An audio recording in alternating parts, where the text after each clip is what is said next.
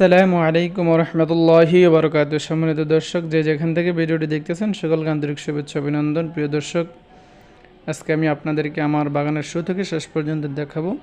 তো এই দেখতেছেন আমরা বাগানের জমিকে সম্পূর্ণ প্রস্তুত করে লাগাচ্ছি, গাছ রোপণ করতেছি। এ হচ্ছে আমার বাবা।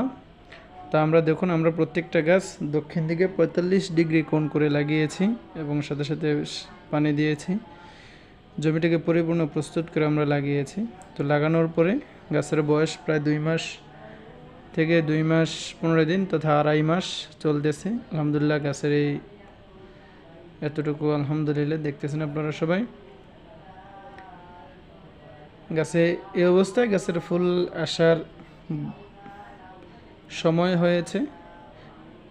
একটু পরে আপনারা দেখতে পারবেন গাছে ফুল সহ এবং ফল সহ দেখতে পারবেন। তো এটি হচ্ছে ঢাকা মানিকগঞ্জের একমাত্র শাহী পেঁপে, খাটো জাতের ব্রাহ্মণ জাতের গাছ শাহী। আলহামদুলিল্লাহ, আপনি দেখতেছেন আমার প্রত্যেকটা গাছই সুস্থ ছিল, এখনও আছে আলহামদুলিল্লাহ। তো আপনারা দেখতেছেন কীটনাশক স্প্রে করা হচ্ছে। দেখতে থাকুন, ভিডিওটি শেষ পর্যন্ত দেখবেন, দেখার অনুরোধ রইল। এবং যারা আমার ইউটিউব চ্যানেলে নতুন রয়েছেন আপনাদেরকে চ্যানেলটি সাবস্ক্রাইব করার অনুরোধ রইল। তো আপনারা দেখতেছেন স্প্রে করতেছি। তো আলহামদুলিল্লাহ, আমি প্রত্যেকবারই স্প্রে আমি নিজে করার চেষ্টা করি, কারণ আমার একটা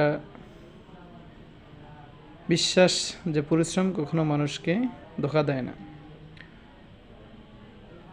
অবশ্যই আপনি শ্রম দিলে তার প্রতিদান অবশ্যই আপনি পাবেন। যে আল্লাহ তাআলা কোরআনে বলেছেন, লাকাদ খালাকনাল ইনসানা ফি কাবাদ, আমি মানুষকে তৈরি করেছি কর্মঠক হিসেবে। তো আপনারা দেখতেছেন আমার বাগানের পরিস্থিতি শুরু থেকে এবং বর্তমান পর্যন্ত। এই যে দেখুন, যে আপনারা দেখতেছেন এই যে গাছে ফুল এসছে, এটা 3 থেকে 3.5 মাস, এটা হচ্ছে 3 থেকে 3.5 মাসের মধ্যে